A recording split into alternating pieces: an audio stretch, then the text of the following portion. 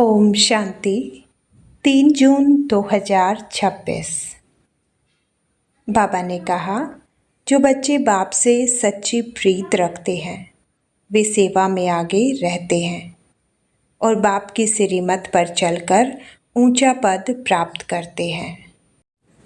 बाबा ने समझाया, ईश्वर का बच्चा बनकर कभी भी बाप के फरमान की अवज्ञा नहीं करनी है। हर कर्म को सोच समझकर श्रेष्ठ बनाना है। बाबा बताते हैं, कर्मेंद्रियों से कोई भी कुकर्म नहीं करना है और मुख से कभी उल्टे सुलटे बोल नहीं बोलने हैं। बाबा कहते हैं, सपूत बच्चे बनकर बाप की आशीर्वाद लेनी है। सच्ची आज्ञाकारिता ही सफलता का आधार है। बाबा समझाते हैं, गृहस्थ जीवन में ट्रस्टी बनकर रहो, सब कुछ संभालो, लेकिन ममता और आसक्ति से न्यारे रहो। बाबा ने बताया, ज्ञान मार्ग के नियमों और मर्यादाओं पर पूरा चलना है। राइट और रॉन्ग को पहचान कर माया से सावधान रहना है। बाबा कहते हैं, आने वाले समय में अनेक दुखी और भटकी हुई आत्माएं सुख शांति की खोज में आएंगी। इसलिए स्वयं को खजानों से भरपूर बनाओ। बाबा हमें समझाते हैं, अतीन्द्रिय सुख, शक्तियों और गुणों का इतना भंडार जमा करो कि स्वयं भी संपन्न रहो और दूसरों को भी संपन्न बना सको। बाबा कहते हैं, कल्याण की भावना से दी हुई शिक्षा दिल तक पहुंचती है और आत्माओं के जीवन में परिवर्तन लाती है।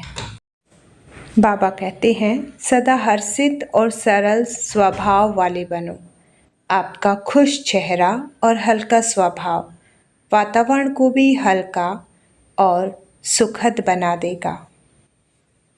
बाबा कहते हैं, ट्रस्टी बनकर श्रीमत पर चलो, स्वयं को गुणों और शक्तियों से भरपूर बनाओ तथा हर्षित रहकर आत्माओं का कल्याण करो।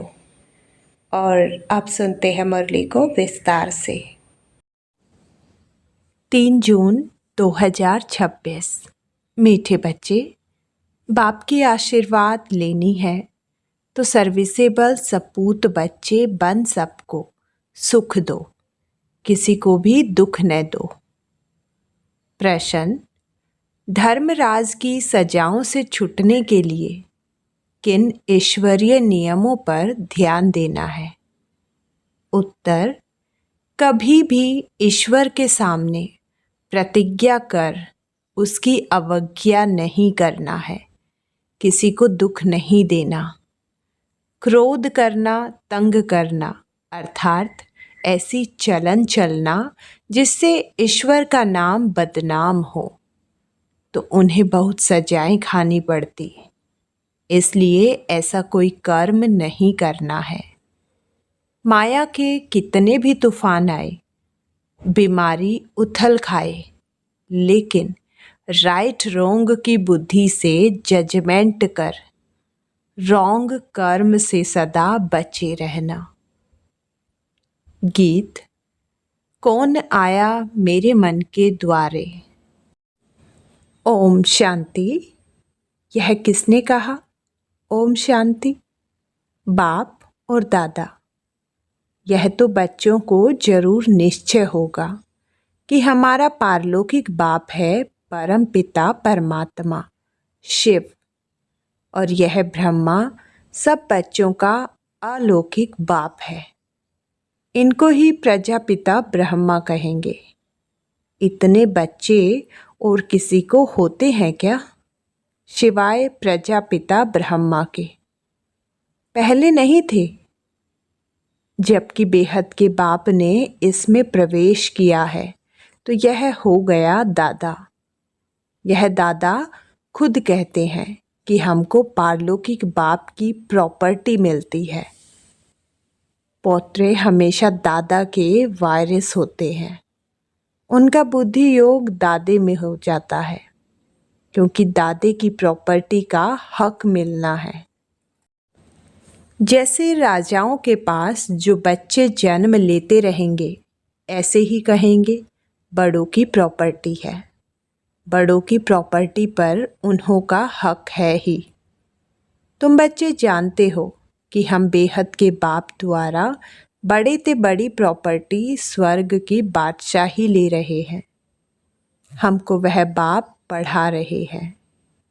तुम अब सम्मुख बैठे हो। सम्मुख का नशा भी नंबरवार पुरुषार्थ अनुसार रहता है। कोई के दिल में तो बड़ा लव रहता है। हम ऊंचते ऊंच भगवान के आकर इस साकार माता पिता द्वारा वारिस बनते हैं। बेहद का बाप बहुत मीठा है, जो हमको रज़ाई के लायक बनाते हैं।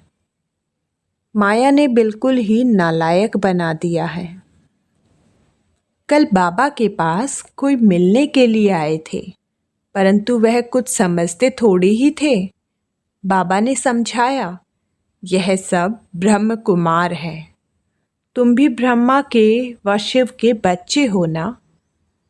कहा है तो जरूर, यह सिर्फ सुनकर कहा, परंतु दिल में लगा नहीं। तीर लगा नहीं कि सचमुच हम उनके बच्चे हैं। यह भी उनके बच्चे हैं, वर्षा ले रहे हैं। वैसे ही हमारे पास भी कई बच्चे हैं, जिनको बहुत थोड़ा बुद्धि में बैठता है। वह खुशी, वह रुहाब नहीं दिखाई पड़ता है। अंदर बड़ा खुशी का पारा चढ़ना चाहिए। वह सारा चेहरे पर भी आता है। अभी तुम सजनियों का ज्ञान श्रृंगार हो रहा है। तुम जानते हो हम साजन की सजनियां हैं। एक खेरुत मतलब खेती का काम करने वाले की लड़की की कहानी है ना। एक राजा खेरुत की लड़की को ले आया, परंतु फिर भी उसे रज़ाई में मज़ा नहीं आया, तो लड़की को वापस गांवड़े में छोड़ आया। बोला, तुम रज़ाई के लायक नहीं हो। यहाँ भी बाप श्रृंगार करते हैं, तुम भविष्य में महारानी बनो। श्री कृष्ण के लिए भी कहते हैं, भगाया पटरानी बनने के लिए, परंतु कुछ समझते नहीं हैं। सब है इरिलीजियस माइंडेड। समझते हैं ऐसे ही दुनिया चलती रहती है, कुदरत है। बहुत हैं जो मंदिर टिकाने में भी नहीं जाते, न शास्त्रों आदि को मानते हैं। गवर्नमेंट भी धर्म को मानने वाली नहीं है। भारत किस धर्म का था, अब किस धर्म का है, बिल्कुल नहीं जानते। अभी तुम बच्चे हो दैव्य कुल के। जैसे वह क्रिश्चियन कुल के हैं, वैसे तुम ब्राह्मण कुल के हो। बाप कहते हैं, पहले पहले तुम बच्चों को पतित शूद्र से ब्राह्मण बनाता हूँ। पावन बनते बनते फिर 21 जन्मों के लिए तुम दैव्य संप्रदाय बन जाएंगे, दैवी गोद में जाएंगे। आगे थे आसुरी गोद में, आसुरी गोद से फिर तुम ईश्वरीय गोद में आए हो। एक बाप के बच्चे भाई बहन हैं, यह एक वंडर है। सब कहेंगे हम ब्राह्मण कुल के हैं। हमको तो श्रीमत पर चलना है, सबको सुख देना है, रास्ता बताना है। दुनिया में कोई नहीं जो मुख से कहे बेहद के बाप से बेहद का वर्षा कैसे लिया जाता है। तुमको बेहद का बाप मिला है, तुम ही उनके बच्चे बने हो। बुद्धि से जानते हो, कल्प पहले जिन्होंने बाप से वर्षा लिया होगा वही आकर लेंगे। थोड़ा भी बुद्धि में होगा तो कभी न कभी आकर पूछेंगे। आएंगे तो कुछ न कुछ लेने के लिए। तुम्हारे में भी नंबर वार जानते हैं। आज पावन बनने के लिए आए हैं, कल फिर पतित बन पड़ते हैं। किसका खराब संग लगने से भूल जाते हैं कि बाप का बनकर फिर बाप को छोड़ा तो बहुत पाप आत्मा हो जाते हैं। जैसे कोई किसका खून करते हैं तो पाप लगता है, वह पाप भी थोड़ा है। यहाँ तो बाप का बनकर फारकती से देते हैं, प्रतिज्ञा कर फिर विकारी बन पड़ते हैं तो बहुत पाप लगता है। अज्ञान काल में इतना नहीं लगता जितना ज्ञान में लगता है। अज्ञान काल में तो मनुष्यों में क्रोध कॉमन होता है। यहाँ तुमने किस पर क्रोध किया है तो 100 गुना दंड हो जाता है, अवस्था बिल्कुल गिर जाती है, क्योंकि ईश्वर का फरमान नहीं मानते हैं। धर्मराज का फरमान मिलता है, पवित्र बनना है। तुम ईश्वर का बन जरा भी उनके फरमान की अवज्ञा की तो 100 गुना दंड चढ़ जाता है। क्रिएटर तो वह एक है, ब्रह्मा विष्णु शंकर भी उनकी रचना है। धर्मराज भी क्रिएशन है। धर्मराज का रूप भी बाबा साक्षात्कार कराते हैं, फिर उस समय सिद्ध कर बतलाते हैं। देखो, तुमने प्रतिज्ञा की थी हम क्रोध नहीं करेंगे, किसी को दुख नहीं देंगे, फिर भी तुमने इनको दुख दिया, तंग किया। अब खाओ सजा। बगैर साक्षात्कार कराए सजा नहीं देते हैं। प्रूफ तो चाहिए ना, वह भी समझते हैं बरोबर। मैंने बाप को छोड़कर यह कुकर्म किया। बदनामी कराने से फिर बहुतों पर आफत आ जाती है। कितनी अबलाएं बंधन में आ जाती हैं। सारा दंड बदनामी कराने वालों पर पड़ जाता है। इसलिए बाप कहते हैं, बड़े ते बड़ा पाप आत्मा देखना हो तो यहाँ देखो। धोबी के पास बहुत मैले सड़े हुए कपड़े जब होते हैं तो सटका लगाने से फट पड़ते हैं, तो यहाँ भी सटका सहन न कर चले जाते हैं। ईश्वर की गोद में आकर डायरेक्ट उनकी अवज्ञा की तो सजा खानी पड़ेगी। जो हेड ब्राह्मणी पार्टी ले आती है उन पर बहुत बड़ी रिस्पॉन्सिबिलिटी है। एक ने भी अगर हाथ छोड़ दिया, विकारी बना, तो उनका पाप ले आने वाले पर भी आ जाएगा। ऐसे कोई को भी इंद्र सभा में नहीं लाना चाहिए। नीलम परी, पुखराज परी की कहानी भी तो है ना। इंद्र सभा में कोई छिपा कर ले आई तो इंद्र सभा में बांस आने लगी, तो ले आने वाली पर दंड पड़ गया। ऐसी कुछ कहानी है। वह पत्थर बन गई। बाबा पारसनाथ बनाते हैं, फिर अगर अवज्ञा की तो पत्थर बन जाते हैं। रज़ाई पाने का सौभाग्य गंवा देते हैं। समझो कोई गरीब राजा की गोद लेते हैं। अगर नालायक बन पड़ा और राजा निकाल देवे तो क्या होगा? फिर कंगाल के कंगाल बन पड़ेंगे। यहाँ भी ऐसे है। फिर बहुत दुख महसूस होगा। इसलिए बाप कह देते हैं, कभी भी कोई अवज्ञा नहीं करना। बाप है साधारण, इसलिए शिव बाबा को भूल साकार में बुद्धि आ जाती है।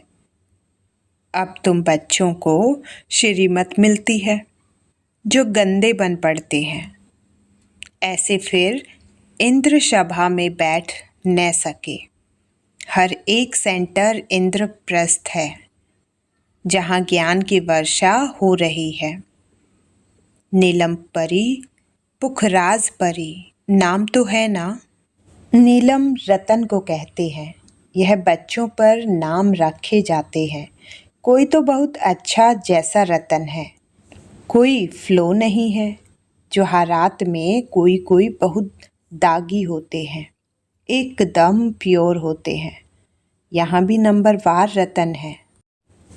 कोई कोई रतन बहुत वैल्यूएबल है, बहुत अच्छी सर्विस करते हैं, कोई तो सर्विस के बदले डिससर्विस करते हैं। गुलाब के फूल और अक के फूल में भी कितना फ़र्क है। शिव पर दोनों चढ़ाते हैं। अब तुम जान गए हो हमारे में फूल कौन कौन है। उनकी ही सब मांगनी करते हैं कि बाबा हमको अच्छे अच्छे फूल दो। अब अच्छे अच्छे फूल कहाँ से लाएं? रतन जियोत फूल तो कॉमन होते हैं। यह बगीचा है ना। तुम ज्ञान गंगाएं भी हो। बाबा तो सागर ठहरा ना। यह मतलब ब्रह्मा है, ब्रह्मपुत्रा बड़ी ते बड़ी नदी। कलकत्ते में ब्रह्मपुत्रा नदी बहुत बड़ी है, जहाँ सागर और नदी का बड़ा भारी मेला लगता है। बरोबर ज्ञान सागर बाबा है। यह चैतन्य ज्ञान सागर है। तुम भी चैतन्य ज्ञान नदियाँ हो। वह तो है पानी की गंगाएं। वास्तव में नदियों पर नाम पड़ा है, परंतु आसुरी संप्रदाय यह भी भूल गए हैं। हरिद्वार में गंगा के किनारे पर चतुर्भुज का चित्र दिखाते हैं। उनको भी गंगा कहते हैं, परंतु मनुष्य समझते नहीं कि यह त्रिभुज कौन है। बरोबर इस समय तुम स्वदर्शन चक्रधारी बनते हो। तुम हो सच्ची ज्ञान नदियाँ। वह है पानी की। वहाँ जाकर स्नान करते हैं। समझते कुछ भी नहीं, बस देवी है। मनुष्य को तो कभी 4-8 भुजा होती नहीं है, कुछ भी अर्थ नहीं समझते। तुम बच्चे जानते हो बाबा हमको क्या बनाते हैं। हम तो 100% बेसमझ थे। बाबा की गोद लेने से हम स्वर्ग के मालिक बनते हैं। भले यहाँ कोई राजा हो, परंतु स्वर्ग के सुख और अभी के सुख में दिन रात का फर्क है। तुम्हारे में कोई ऐसे भी है जो बाप को नहीं समझते हैं, तो अपने को भी नहीं समझते हैं। देखना चाहिए कि मैं कितना खुशबू देता हूँ। उल्टा सुल्टा तो नहीं बोलता हूँ, क्रोध तो नहीं करता हूँ। बाप झट चलन से समझ लेते हैं कि यह बच्चा कैसा होगा। सर्विसेबल बच्चे बाप को बहुत प्यारे लगते हैं। सब तो एक जैसे प्यारे नहीं लग सकते हैं। ऐसे बच्चों के लिए अंदर से ऑटोमेटिकली आशीर्वाद निकलता है। बाप का नाफरमान बरदार बच्चा होगा तो बाप को कहेंगे, ऐसा बच्चा मुआ भला। कितना नाम बदनाम करते हैं। इसको कहा जाता है तकदीर। किसकी तकदीर में क्या है, झट पता लग जाता है। बाबा समझाते हैं, यह सपूत बच्चा है, वह कपूत है। बाप दादा को नहीं पहचाना। तकदीर में वर्षा लेना नहीं है तो क्या करेंगे। इस ज्ञान मार्ग में कायदे बड़े कड़े हैं। बाप पवित्र बने और बच्चे न बने तो वह बच्चा हकदार नहीं हो सकता। उसको बच्चा नहीं समझेंगे। फिर कहेंगे हम तो शिव बाबा को वारिस बनाएंगे, तो बाबा 21 जन्म के लिए हमको रिटर्न में देंगे। इसका मतलब यह नहीं कि बाबा के पास आकर बैठ जाना है, नहीं। गृहस्थ व्यवहार में रहते सबको संभालना भी है, परंतु ट्रस्टी होकर रहना है। ऐसे नहीं कि हमारे बच्चों आदि को बाप बैठ संभालेंगे, नहीं। ऐसे ख्यालात वाले भटक पड़ते हैं। यहाँ बाबा के पास तो बिल्कुल पवित्र रहना चाहिए। अपवित्र कोई बैठ न सके, नहीं तो पत्थर बुद्धि बन जाएंगे। बाबा कोई श्राप नहीं देते हैं, यह तो एक लॉ है। बाप कहते हैं फिर खबरदार रहना, कर्मेंद्रियों से कोई पाप किया तो यह मरा। बड़ी भारी मंजिल है। बाबा का बच्चा बना तो फिर बीमारी सारी उथल पखाएगी। डरना नहीं है। वैद्य लोग भी कहते हैं फलानी दवाई से तुम्हारी बीमारी बाहर निकलेगी। तुम डरना नहीं। बाप भी खुद कहते हैं तुम बाप के बनेंगे तो माया रावण तुमको बहुत हैरान करेगा, खूब तूफान में ले आएगा। अभी तुमको रोंग और राइट की बुद्धि मिली है और कोई को रोंग राइट की बुद्धि नहीं है। सबकी है विनाश काले विपरीत बुद्धि। प्रीत बुद्धि तुम्हारे में भी नंबरवार पुरुषार्थ अनुसार है। प्रीत बुद्धि वाले बाप की सर्विस बहुत अच्छी करेंगे। अच्छा, मीठे मीठे सिकिलते बच्चों प्रति माता पिता बाप दादा का याद प्यार और गुड मॉर्निंग। रूहानी बाप की रूहानी बच्चों को नमस्ते। धारणा के लिए मुख्य सार नंबर 1, ईश्वर का बच्चा बनकर जरा भी उनके फरमान की अवज्ञा नहीं करनी है। इन कर्मेंद्रियों से कोई भी कुकर्म नहीं करना है। उल्टे सुलटे बोल नहीं बोलने हैं। सपूत बन बाप की आशीर्वाद लेनी है। नंबर 2, ट्रस्टी बनकर अपने गृहस्थ व्यवहार को संभालना है। ज्ञान मार्ग के जो कायदे हैं उन पर पूरा पूरा चलना है। राइट और रोंग को समझकर माया से खबरदार रहना है। वरदान, तड़फती हुई भिखारी, प्यासी आत्माओं की प्यास बुझाने वाले सर्व खजाने से संपन्न भव। जैसे लहरों में लहराती वह डूबती हुई आत्मा एक तिनके का सहारा ढूंढती है, ऐसे दुख की एक लहर आने दो, फिर देखना अनेक सुख शांति की भिखारी आत्माएं तड़फते हुए आपके सामने आएगी। ऐसी प्यासी आत्माओं की प्यास बुझाने के लिए अपने को अतीन्द्रिय सुख व सर्व शक्तियों से सर्व खजानों से भरपूर करो। सर्व खजाने इतने जमा हों जो अपनी स्थिति भी कायम रहे और अन्य आत्माओं को भी संपन्न बना सको। स्लोगन, कल्याण की भावना रख, शिक्षा दो तो शिक्षाएं दिल से लगेंगी। अव्यक्त इशारे, सदा हर्षित रहने के लिए अपनी नेचर को सरल बनाओ, सहनशील बनो।